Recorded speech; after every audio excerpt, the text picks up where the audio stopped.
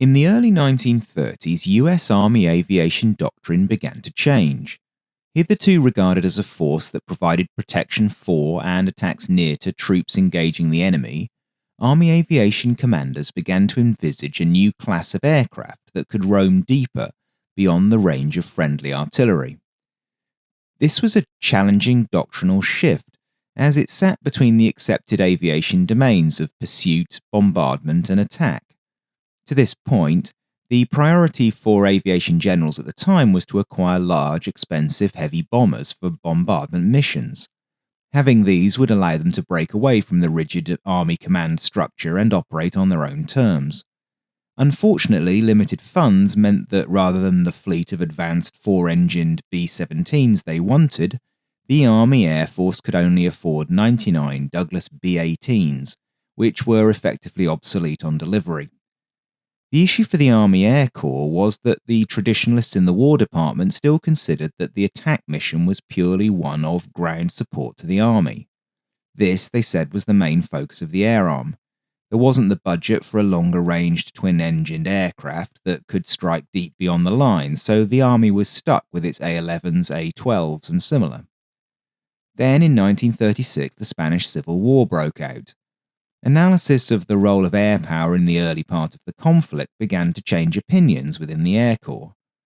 Close air support by aircraft using machine guns was having very little effect. Small bombs could damage morale, but they weren't much better either. In 1937, the War Department therefore initiated a study to make recommendations about future attack aircraft. This immediately surfaced major differences between different thinkers in the department. Some advocated a shift to medium altitude to deliver weapons, while others believed that low-level strafing would work fine if heavier guns were fitted. The study thus proved inconclusive, although it was acknowledged that a new class of high-performance twin-engined aircraft would likely be required in any future conflict. These would carry a substantial bomb load at low level, while also being able to defend themselves against enemy fighters. Unfortunately, there wasn't any budget to actually develop something along these lines, but the Corps was at least able to communicate the findings to the aircraft industry for them to think about. As it happened, there was already an aircraft that broadly corresponded to the Army's needs. In 1934, Curtiss Wright had privately started development of the Model 76, or the Shrike, a twin-engine, two-seat monoplane made of metal and fabric. It was quite a large aeroplane for the time, being 40 feet long and having a wingspan of 54 feet. Maximum takeoff weight was 11,738 pounds. Even so, it featured fully retractable landing gear and was powered by two 14-cylinder 775 horsepower Wright GR1670A1 radials. It could thus hit 254 miles an hour at 10,000 feet. Bomb load was 650 pounds in an internal bay, and the Shrike also carried four 30 caliber machine guns in the nose and a single in a flexible mount in the rear cockpit.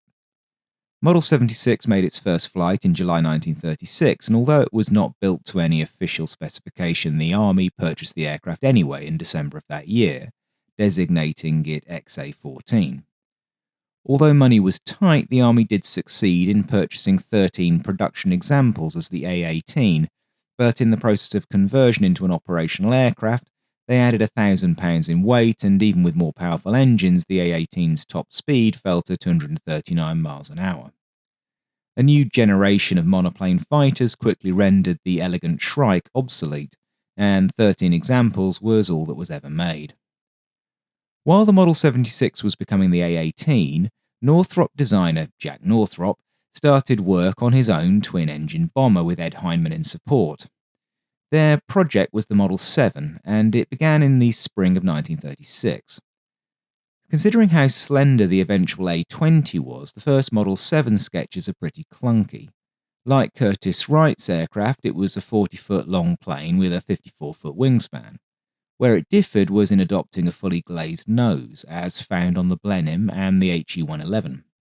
Conceptually, this was because of its dual role in reconnaissance and attack. By late 1936, the design had evolved into a more slimmed-down 46-foot long aircraft with a tricycle landing gear and a 55-foot span.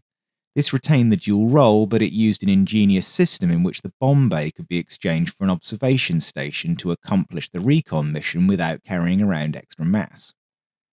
The final Model 7A design weighed 9,500 pounds at maximum weight, and it was powered by a pair of 450 horsepower Pratt & Whitney Wasp Junior engines.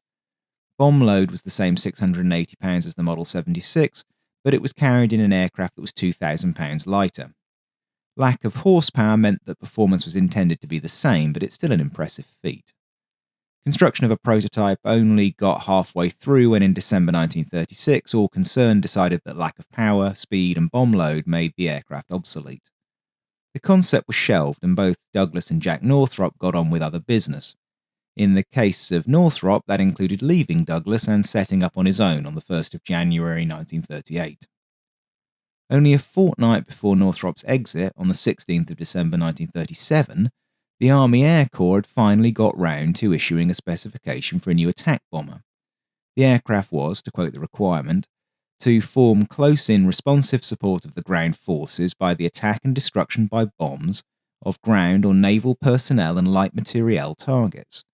It was also to be capable of laying down smoke and chemicals and carrying out both precision and area bombing missions. The aircraft needed to be able to fly at least 250 miles an hour, although 280 was preferred. Service ceiling was 20,000 feet, but really 25,000, and the range was to be 1,200 miles while carrying 1,200 pounds of bombs internally. Armament was 6 30 caliber machine guns, 2 in each wing, and 2 intended to lay down defensive fire across a 100-yard radius sphere centered around the pilot's cockpit. 1 or 2 gunners were to be in the crew alongside a pilot and a bombardier. In Heineman's design, the configuration of the rear fuselage enabled this defensive fire to be laid down by a single gunner, who could change positions within the dorsal and ventral gun positions as required. What he wouldn't be able to do in that design was to move forwards into the pilot's compartment. In early versions of the Heinemann design, this led to a curious requirement in which the gunner was given some rudimentary controls, allowing him to fly the plane if the pilot and bombardier were incapacitated. These controls consisted of rudder pedals on a yoke, which was stored on the left side of the compartment. Unsurprisingly, that system was eventually deleted. Further instructions in January 1938 instructed any manufacturers who were interested to submit their proposals at Wright Field on the 17th of March 1939. The reason for the extended competition was that the Army's implicit requirement for the competing companies was to actually build a flying aircraft for evaluation. And of course, this was to be built at the manufacturer's expense with no guarantee of success, as the Army was still on the bankrupt side of cash-strapped. Douglas's entry for the competition was the Model 7B. Its designation makes it look at first glance as if it was closely related to the earlier Model 7A, but it was in fact an essentially clean-sheet design. That it was still called Model 7 is made even more curious by the fact that the original Northrop company no longer existed. It had been fully absorbed into Douglas as the El Segundo division. Most likely the intention was to perform some kind of accounting trick so that they could write off all the expenses of the unrealized 7A, but who knows. Anyhow, Ed Heinemann now took over as lead designer on the project. Model 7B followed the same general configuration as the 7A, but that isn't saying much as a slim fuselage attached to large, high-mounted wings with twin engines was hardly uncommon. 7B was the same length as 7A, but wingspan grew by about 11% to 61 feet. Engines were much more powerful twin Wasps, giving 1,100 horsepower in their takeoff setting. So although maximum design weight went up to 15,200 pounds from 9,500, power more than doubled. The interchangeable observation bay concept was abandoned for a conventional bomb bay, but a new idea was introduced in the form of an interchangeable attack nose. This added 2 further nose-mounted 30 caliber and 2 50 caliber guns to the pair of 30s that were already installed on each side of the fuselage beneath the nose and the defensive pair. One of these was in the top turret and the other in a flexible barbette on the underside of the rear fuselage. The defensive turrets were manually rotated, retractable, and pretty outdated conceptually.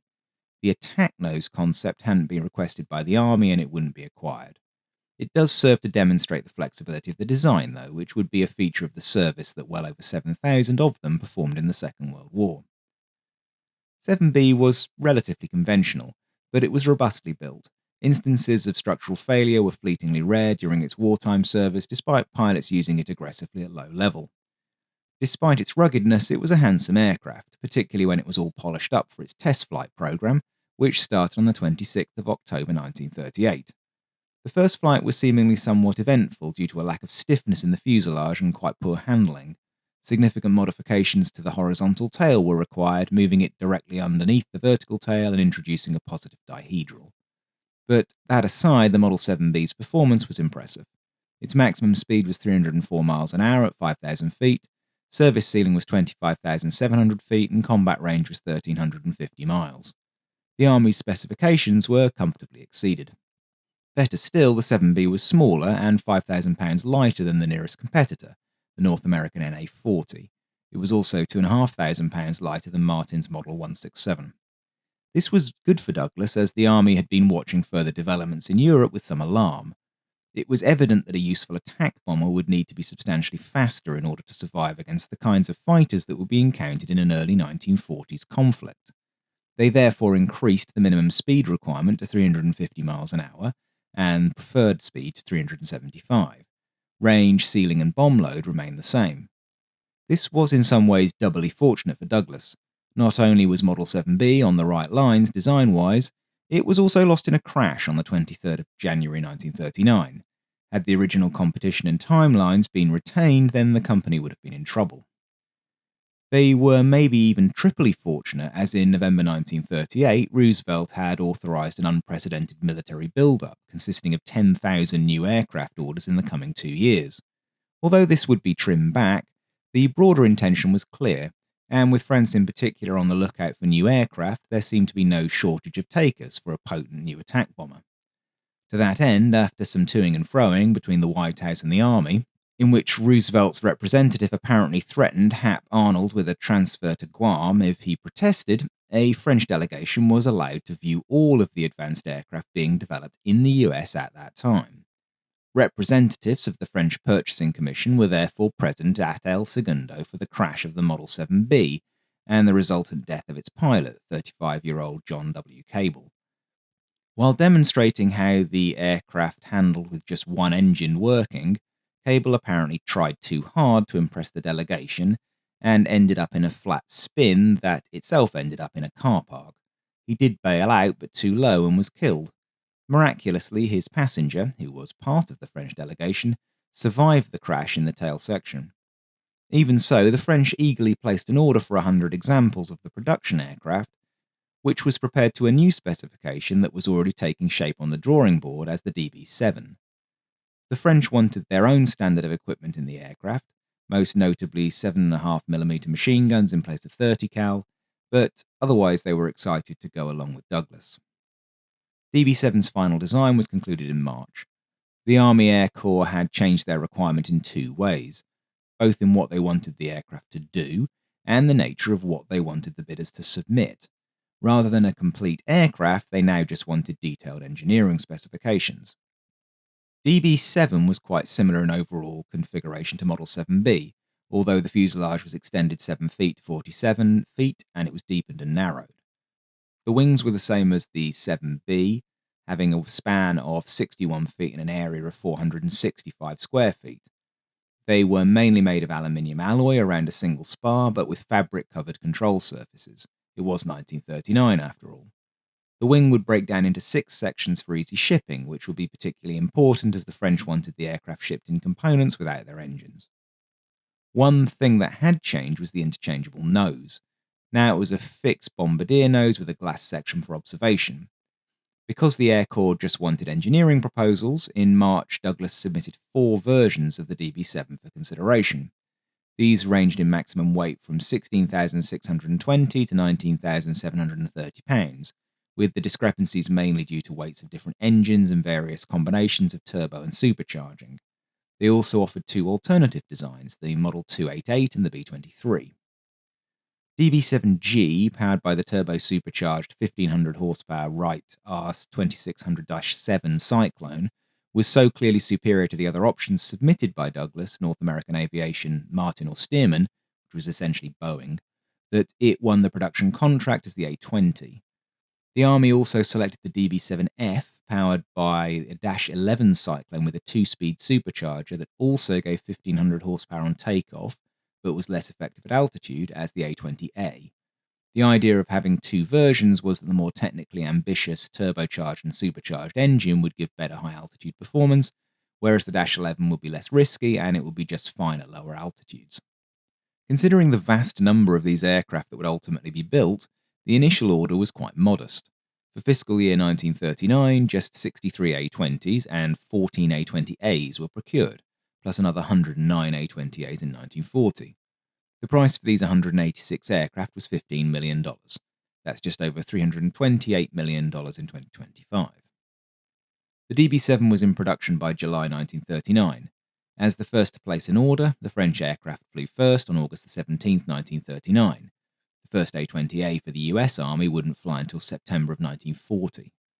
The French DB-7 was powered by twin Wasps, giving 1,050 horsepower at takeoff and 900 in normal use. They drove three-bladed, 11-foot diameter Hamilton standard propellers. Although the engines would change over time, those propellers would remain the same throughout most versions of the aircraft. The combination was enough to take an aircraft that could take off at 19,000 pounds to 295 miles an hour at sea level and 317 miles an hour at altitude. It had a crew of 3, could carry 2,000 pounds of bombs and 325 gallons of fuel. It was being tested as the Nazis invaded Poland and France declared war in September 1939. This caused the US government to bar the delivery of the DB-7s being produced in California because of the Neutrality Act, which barred the supply of equipment to belligerents. Meanwhile, the DB-7 was refined during testing, fixing some issues like expanding the size of the rudder. Plenty of the issues were simply logged, as fixing them immediately meant delaying production. As it was, airframes started to be stockpiled in California, as well as various other components like engines, radios, and guns, which were made by various other US manufacturers. In November 1939, the Neutrality Act was amended to allow the British and French to purchase military material on a so-called cash and carry basis. This meant that they had to pay in cash, and they had to transport the materials on their own ships at their own risk. 16 DB-7s were therefore put on ships in November, with shipments every month until the initial 100 were all sent out in April 1940. They were shipped to Casablanca in French North Africa, assembled, and then flown to France. The French also ordered another 170 aircraft in October 1939 for $93,166 a unit, $2.1 million in 2025. That figure doesn't include the engines, which were bought separately from Pratt & Whitney, cash and carry. The second batch had the 10% more powerful engines, giving a bit more performance across the spectrum and significantly better climb rate. Production on the second contract immediately followed the first, but as airframes were being produced, the end was very nigh for independent France. Switching the engines was unfortunately problematic, as cooling problems took time to solve. 92 of the second batch of DB-7s were received by the French before they surrendered. The 64 aircraft from the first batch that ended up in France flew just 70 sorties against the attacking Germans, losing 8 aircraft in the process. The remainder ended up in Vichy service in North Africa, as they were evacuated before the surrender. 161 aircraft would go to Britain as Boston Mark Is, made up of 86 aircraft that escaped across the Channel from France and 75 undelivered examples that were sent to Britain. One aircraft was retained in the US, as it had been fitted with a twin tail in an attempt to improve the field of fire from the rear gun, which was a fun experiment. It turned out to improve directional stability as well, but it reduced maximum speed by 5 miles an hour. Eventually, the aircraft was switched back to a single tail. During early 1941, as many as 100 Boston Is were fitted with a powerful nose-mounted 2,700 million candle-power turbine-light spotlight to illuminate enemy bombers, and an AI Mark IV radar to find them with. These had the massive 1,900-pound batteries for the light in the back, and they couldn't carry any guns in order to save weight. These strange brews operated with Hurricanes in hunter-killer teams, but no kills were scored. Alongside the extra DB-7s, the French also ordered 100 DB-7As that were very similar to the A-20A, powered by Wright 1,600 horsepower engines and with a taller, broader fin. The larger vertical tail area was required as the additional power of the Wright motors gave rise to concerns over directional stability. The rear fuselage was also strengthened for this reason. None of the DB-7As ended up in France, but they were assigned to Britain in June 1940, where they were known as Boston Mark IIs. These ended up with lots of different equipment, as the RAF wanted different guns, bomb sights, radios, and so on. Some of that came from the factory, but much of it was fitted in RAF depots after they'd arrived. DB-7As didn't start flying until the 30th of July. Remember that we're still a good 6 weeks before the US aircraft would fly. After tests and refinement, the first 7 aircraft were disassembled and shipped to the UK in January 1941. The issue that the RAF would have with the Boston Mark II was lack of range. The French had never needed the DB-7 or 7A to have great range, as it was a tactical aircraft. Separated from enemy territory by the English Channel and the North Sea, Britain needed longer ranged, better defended aircraft to act as interdictors. Fortunately, they discovered that the Boston's decent speed, excellent handling characteristics, and useful armament made it a much better night fighter than the motley crew of Blenheims and Defiance that were presently in that role. For similar reasons, they were also employed as night intruders over Nazi-occupied French bases, taking over from the Blenheims that had pioneered that effort in the winter of 1940-41. 181 Bostons were converted to fulfill these missions. The night fighters had 8 303 machine guns and a state-of-the-art Air Intercept Mark IV radar to help them find their targets. This was double the firepower and twice the radar range of the night fighter Blenheim. The Night Intruder version retained a glazed nose and it had only 5 machine guns, but it could carry 2,400 pounds of bombs. To distinguish these fighter and fighter bomber types from the light bombers, the RAF called them Havocs, a name that would stick in US service. Range had been a major factor in the British establishment's own order of 150 revised DB-7Bs from Douglas on the 20th of February 1940, with an option for another 150. Notable changes included self-sealing fuel tanks, 300 pounds of armour to protect the crew, 303 Brownings in place of 30 caliber Colt machine guns, different bomb racks, and an extra 225 gallons of fuel for a total of 500. A small but important change was to the cockpit switches, so that down was on rather than up, which would have been the standard in the US. The extra size of the British machine guns meant that they wouldn't fit inside the nose, so teardrop fairings on the fuselage sides were crafted to accommodate them. These would be a feature of US versions as well, as they sought to carry more machine guns. The RAF called these aircraft the Boston III. Some of them were also used as intruders, equipped with a ventral gun pack containing 4 20mm cannons. Although they didn't operate all that many of them, the RAF appreciated the Douglas aircraft's great flexibility. The light bomber variants first went into action against Scharnhorst, Gneisenau, and Prinz Eugen after the infamous Channel Dash in early 1942. They were also used against German infrastructure in France, where, heavily escorted by Spitfires, they would attempt to entice German fighters to come up and engage. During these missions, the Bostons proved both accurate as an attack aircraft and capable of taking some hits. Bostons also did good service in North Africa, attacking German supply lines throughout 1942 and into 43. They kept pressure on Rommel and the Afrika Korps, contributing to the eventual British victory in the theatre.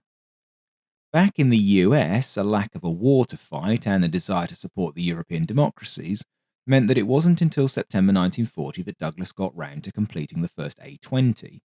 The decision to produce 2 engine variants immediately paid dividends, as the turbocharged and supercharged engine proved too hard to make work reliably. A-20A thus became the baseline version for the rest of the line. Both aircraft were 3-place attack bombers, and they had different longer noses than the DB-7A. This nose had large plexiglass sections, and it could mount 2 30 caliber Brownings in teardrop fairings attached to the nose sides. In late production versions, 2 more of these guns were integrated into the nose, for a total of 4. Less obviously, but more crucially for what was to come, they were better designed for mass production. Although early versions had their fuselages constructed in one piece, most A-20As shifted to an alternative process in which the fuselage was constructed in left and right halves, allowing fit-out to be done much faster. This facilitated mass production. Because of the engine cooling woes, only a very small number of A-20s were built, and most of these would be converted into P-70 night fighters. The first A-20A was accepted by the Air Corps on the 30th of November 1940. Most had the R2600-3 engine rather than the -11 that had been originally intended, although the 2 motors were broadly the same, differing only in a slightly higher compression ratio on the 11 and different vacuum pumps. 143 A-20As were built, although only 40 of them saw service overseas. 2 were destroyed by the Japanese at Pearl Harbor on December 7, 1941. Those pilots who did get to fly the A-20A appreciated its surprising agility and its turn of pace. It was an easy aircraft to fly, and it carried potent armament for this stage in proceedings. By this point, other versions had long since taken over the production lines. President Roosevelt had laid out his plans to build 50,000 aircraft in readiness for war. 999 of these would be A-20Bs, priced at $137,778 per plane. Interestingly, these reverted to single-piece construction and a nose with stepped rather than angled glazing. An escape hatch was now fitted on the upper rear portion of the nose, just aft of the glazed area. Guns, with the exception of the ventral flexible mount, were all upgraded to 50 caliber Brownings. A 200-gallon fuel tank could be fitted in the bomb bay for ferry flights. The next version, A-20C, covered 2 aircraft. The first was an extension of the DB-7B line for the RAF, ordered under Lend-Lease, and then there were those that were made for the Army Air Corps. They were similar to the A-20A, and they used RAF standard equipment, including 303 machine guns and the Mark 10 gun sight. The nose glazing reverted to the angle format. 2 additional guns were fitted in prominent blisters, 1 under each side of the nose. An initial batch of 808 of these aircraft were built by Douglas in Santa Monica and 140 by Boeing in Seattle. Although ordered for the RAF, very few of them actually ended up serving them. 505 were retained by the Army Air Force after Pearl Harbor, 407 went to the Soviet Union. The second batch of 433 aircraft were divided so that 148 went to Russia, 200 to the UK, and 85 to the Army Air Force. D and E variants were in fact simply field designations of A-20s and A-20As built without self-sealing fuel tanks. Quite why the aircraft were built this way isn't really clear to me. Self-sealing tanks are both heavier and more expensive than non-self-sealing tanks, so perhaps economy was behind the odd choice to make some aircraft less combat capable, and therefore useful only for training stateside. A-20F, or rather XA-20F, was an extensive modification to the last A-20A build. The changes consisted of installing a dorsal and ventral turret and an advanced analog fire control system. A single gunner could control both turrets using a double-ended periscope. The turrets were highly advanced, being capable of traversing up to 60 degrees a second and elevating at 40. The guns in the turrets were fed by a continuous fabric belt to enable sustained fire for long periods, relative to the handheld machine guns in the conventional defensive mountings. Although it seemed promising, the complexity of the system was much too great for it to be mass-produced, so it was abandoned. This laid the foundations for the main production version of the Havoc, the A-20G, of which 2,850 were built, plus 450 of the very similar A-20J. A-20G exchanged the glazed bombardier nose for an attack nose, initially containing 4 20mm M2 cannons and 2 M2 50 caliber machine guns. This was later changed to just 650 cals, as the 20mm cannons proved very unreliable.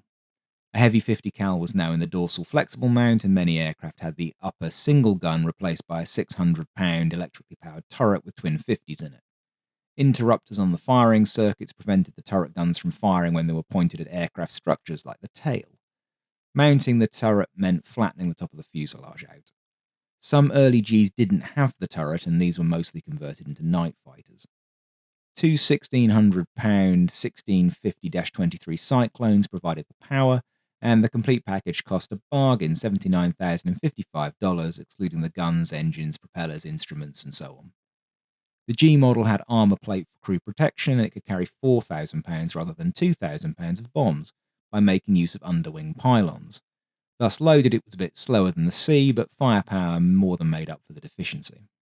The A-20J subvariant dropped the solid gun nose for a bombardier nose with a blown plexiglass section and 2 fixed 50 cals.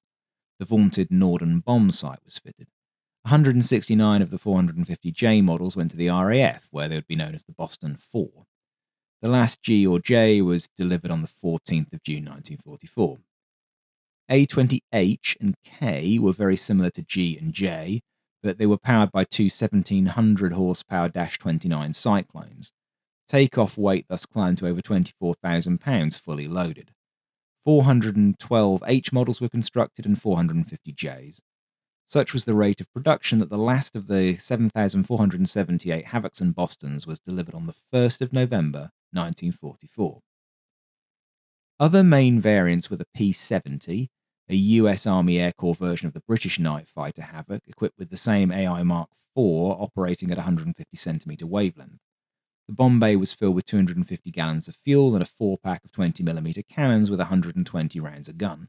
The P-70 thus packed terrific firepower when the cannons worked. The unorthodox gun position was required because the initial batch of 60 P-70s, all converted from the original A-20s, had the nose filled with radar, which was made under license by General Electric and designated SCR-540. After these were delivered in September 1942, the subsequent P-70A used the nose of the A-20G with 650 cals, mounting the main components of the radar in the bomb bay with just the arrowhead antenna in the nose. 64 of these were converted and they saw service in the Pacific. P-70B had a more advanced SCR-720B radar. P-70As and Bs were converted from A-20Cs and Gs. 68 were converted, but for the most part they didn't see combat.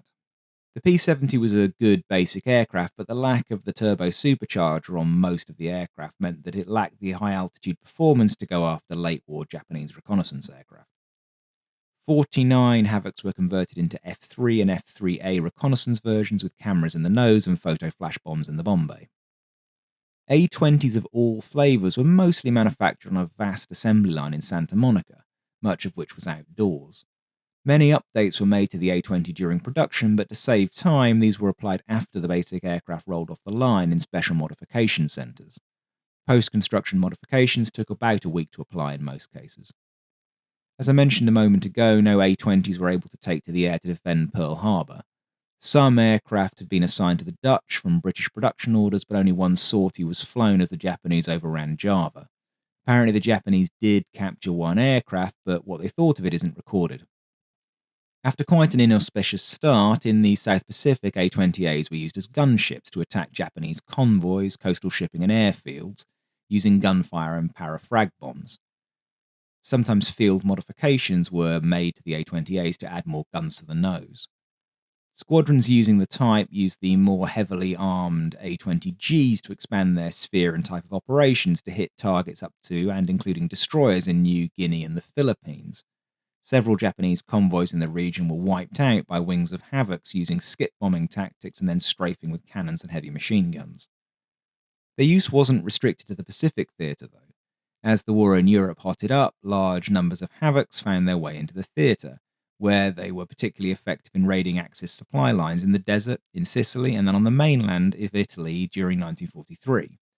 Glass-nose J and K models would often serve as pathfinders for solid-nose Gs and Hs during these interdiction missions. Havocs performed the same role in France after D-Day, playing a significant role in degrading German combat power. In a target-rich environment, they went after all manner of German logistical and military infrastructure like marshalling yards, V-1 launch sites, bridges, and troop concentrations. Heavy flak unfortunately meant that losses were high and sorties switched to medium altitude in the fall of 1944. Even so, once the skies began to clear in the Ardennes in December 44, the Havocs were instrumental there too. A-26 invaders began to replace them in Europe and Asia from the spring of 1945. Vast numbers of Havocs were scrapped as soon as the war ended, to the extent that when the USAF was founded in 1947, only one Havoc remained in US military service. The other major user of the Havoc was the Soviet Union, who would ultimately be provided with 2,913 A-20s and 77 Bostons. Of these, 2,770 survived long enough to be flown by Soviet pilots. They were generally used for close air support, for which the Soviets developed a number of specialist modifications, most entertainingly ACAB cannon pods beneath the fuselage, which contained two 20mm cannons and a 12.7mm machine gun. Rockets could also be carried on underwing racks if required. As with the RAF and the AAF, numerous Soviet A-20s were converted into night fighters, some with indigenous Soviet-developed NICE 2 and 3 radars, since the Western powers were unwilling to give Stalin their own high-end electronics. Night fighter Havocs also had extra fuel tanks in their bomb bays, and they were reportedly used to some effect in the winter of 1944. Easy handling was a major plus for Soviet aviators, as they tended to have less experience and training than those in the Western Allies. One issue that the Soviets did encounter was that the engines were reliable, but they were sensitive to low temperatures. They therefore developed special covers for keeping propeller hubs from freezing up. Although most Havocs went to the VVS, some did serve with the Soviet Navy, carrying a pair of torpedoes against Axis shipping. Sea search radars could also be carried. The Soviet Navy apparently operated these aircraft all the way through to 1952. Having summarised a huge amount of action in a very short space of time, what I think all of this goes to show is that, although quite unheralded, the Boston and the Havoc were war-winning weapons that were sufficiently potent and flexible to be useful, and sufficiently cheap to be available in large numbers. Part of the Havoc's appeal was that it filled a gap between the heaviest of the tactical fighters like the P-47 and P-38 and the next lightest bombers such as the Mitchell and the Marauder. Both of these types could carry about 20 to 30% more bombs than a Havoc, but they were also about 20% heavier and they were slower. Both of the medium bombers had greater range as well, of course. The contemporary Bristol Beaufort was 50 miles an hour slower than the Havoc, although it could carry the same weapons load. The Beaufighter weighed broadly the same and was just as fast, but it couldn't shift as much ordnance. Added to the Havoc's easy flying characteristics, general robustness and reliability, you can see how Douglas's light bomber made a great asset during the war. On the demerit side was the very narrow fuselage that limited the amount of equipment that could be carried internally and the ability for the rear gunner to access the front of the aircraft. The narrow fuselage was part of the reason that Douglas began to design the Invader from a blank sheet of paper rather than modifying the Havoc. The Air Force wanted a 75mm gun in the A-20's successor, and such a large weapon just wouldn't fit. The other issue was fundamentally lack of speed and high-altitude performance. By the time the war ended, there was just no place for a 320-mile-an-hour class bomber in an era of jet fighters. Its replacement, however, did have the performance to survive and even thrive in this environment. The Invader would thus go on to serve its country in two more conflicts.